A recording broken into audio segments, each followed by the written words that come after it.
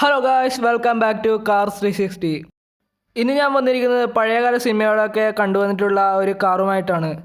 അതായത് മഹീന്ദ്രയുടെ Scorpio N. 13.85 ലക്ഷം മുതൽ 2.54 ലക്ഷം രൂപ വരെയാണ് ഇതിൻ്റെ എക്സ്ഷോറൂം വില വരുന്നിരിക്കുന്നത്. റിവ്യൂയിലേക്ക് കടക്കുന്നതിന് മുമ്പായിട്ട് നിങ്ങൾ ആദ്യമായിട്ടാണ് കാർസ് 360 എന്ന ചാനൽ കാണുന്നതെങ്കിൽ ഇപ്പോൾ തന്നെ സബ്സ്ക്രൈബ് ചെയ്ത് സപ്പോർട്ട് ചെയ്യുക. കൂടെ ആ ബെല്ലൈക്കൺ കൂടി ഓളാക്കാൻ മറക്കരുത്. എന്നാൽ മാത്രമേ ഞാനിടുന്ന വീഡിയോസിൻ്റെയൊക്കെ നോട്ടിഫിക്കേഷൻ നിങ്ങൾക്ക് പെട്ടെന്ന് തന്നെ വരികയുള്ളൂ. അപ്പോൾ ഒട്ടു സമയം കളയാതെ തന്നെ നമുക്ക് വീഡിയോയിലേക്ക് കടക്കാം. എഞ്ചിനിലേക്ക് വരുമ്പോൾ 2154 cc 4 സിലിണ്ടർ ഡീസൽ എഞ്ചിനാണ് ഇതിനുള്ളത്. 172 bhp പവറും 400 Nm ടോർക്കുമാണ് ഇതിൻ്റെ കരുത്ത് പകരുന്നത്. ഇത് 4 വീൽ ഡ്രൈവിൽ അവൈലബിൾ ആണ്. ഫ്രണ്ടിലേക്ക് വരുമ്പോൾ പഴയതിൽ നിന്ന് തികച്ചും വ്യത്യസ്തമായിട്ട് തന്നെയാണ് ഇത് രൂപകൽപ്പന ചെയ്തിട്ടുള്ളത്. വളരെ സ്റ്റൈലിഷ് ആയിട്ടുള്ള LED ഹെഡ്ലൈറ്റും താഴെ LED ഫോഗ് ലൈറ്റും കൂടെ തന്നെയാണ് LED DRL നൽകിയിട്ടുള്ളത്. ഹെഡ്ലൈറ്റിന് നടുവിലായി വളരെ ഭംഗിയുള്ള ഗ്രില്ലും അതിൽ പുതിയ മഹീന്ദ്രയുടെ ലോഗോവുമാണ് കൊടുത്തിട്ടുള്ളത്. താഴെയായി ചെറിയൊരു സ്കഫ് പ്ലേറ്റും ഇതിന് നൽകിയിട്ടുണ്ട്. സൈഡിലേക്ക് വരുമ്പോൾ വലിയ വീലാർച്ചും 17 ഇഞ്ചിൻ്റെ ഭംഗിയായിട്ടുള്ള അലോ വീൽസുമാണ് എടുത്തു പറയേണ്ടതായിട്ടുള്ളത്. പിന്നെ വലിയ SUV ആയതുകൊണ്ട് തന്നെ സൈഡിലും സ്കഫ് പ്ലേറ്റ് ഇതിന് നൽകിയിട്ടുണ്ട്. ക്രോം ഡോർ ഹാൻഡിൽസും ബോഡി കാർഡ് മിറേഴ്സുമാണ് ഇതിന് വന്നിട്ടുള്ളത്. വലിയ വിൻഡോ തന്നെയാണ് ഉള്ളത്. അതുകൊണ്ട് തന്നെ വിസിബിലിറ്റിക്ക് ഒട്ടും തന്നെ കുറവില്ല എന്ന് വേണം പറയാൻ. റിയറിലേക്ക് വരുമ്പോൾ എടുത്തു പറയേണ്ടത് ഇതിൻ്റെ ടെയിൽ ലൈറ്റ് തന്നെയാണ്. കാരണം വോൾവോയുടെ കാർസിനൊക്കെ കണ്ടുവന്നിട്ടുള്ള അത്തരം ഒരു ടെയിൽ ലൈറ്റാണ് ഇതിനും നൽകിയിട്ടുള്ളത്. താഴെയായി വലിയ സ്കഫ് പ്ലേറ്റും അതിന് മുകളിലായി ബൂട്ട് ഡോറിലാണ് നമ്പർ പ്ലേറ്റും മറ്റ് ലോഗോയും നൽകിയിട്ടുള്ളത്.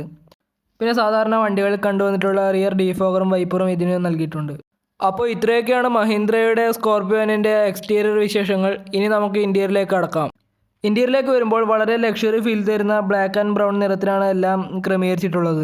ആദ്യം തന്നെ സ്റ്റിയറിങ്ങിൽ നിന്ന് തന്നെ തുടങ്ങാം. ഫ്ലാറ്റ് ബോട്ടം സ്റ്റിയറിംഗ് ആണ് ഇതിന് നൽകിയിട്ടുള്ളത്. സ്റ്റിയറിംഗ് മൗണ്ടഡ് കൺട്രോൾസും അതിൽ ക്രൂയിസ് കൺട്രോളും ഉണ്ട്. അതിന് പിറകിലായി ഫുള്ളി ഡിജിറ്റലായിട്ടുള്ള ഇൻസ്ട്രുമെൻ്റ് ക്ലസ്റ്ററാണ് ഇതിന് നൽകിയിട്ടുള്ളത്. ഡാഷ്ബോർഡിൻ്റെ നടുവിലായി വലിയ 8 ഇഞ്ചിൻ്റെ ടച്ച് സ്ക്രീനും ഇതിനുണ്ട്. വളരെ ഭംഗിയായിട്ടുള്ള സെൻട്രൽ കൺസോളിലെ എല്ലാം ക്രമീകരിച്ചിട്ടുണ്ട്. അതിൽ ഓട്ടോമാറ്റിക് ക്ലൈമറ്റ് കൺട്രോളും അതിന് താഴെയായി വയർലെസ് ചാർജറും അവൈലബിൾ ആണ്.